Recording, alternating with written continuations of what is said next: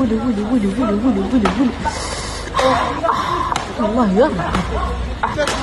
مرحبا بكم في قناة واش فراسك للأخبار. ليصلك كل جديد، لا تنسوا الإعجاب والاشتراك بالقناة.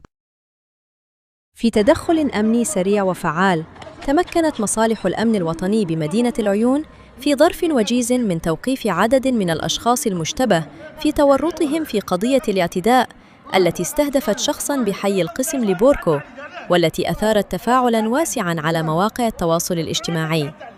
وتواصل المصالح الأمنية المختصة تحت إشراف النيابة العامة أبحاثها وتحرياتها المكثفة من أجل تحديد هويات جميع المتورطين المحتملين في هذه الواقعة وتوقيفهم، بما يضمن الكشف الكامل عن ملابسات القضية وترتيب الآثار القانونية اللازمة في حق كل من ثبت تورطه.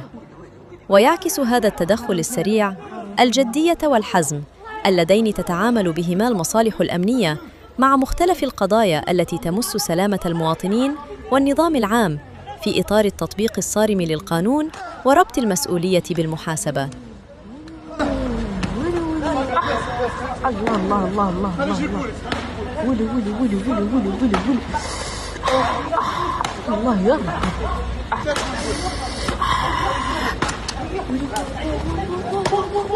ولي ولي ولي ولي ولي.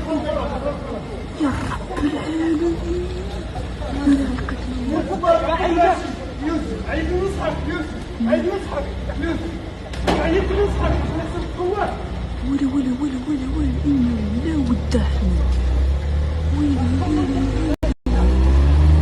ليصلك كل جديد، لا تنسوا الإعجاب والاشتراك بالقناة.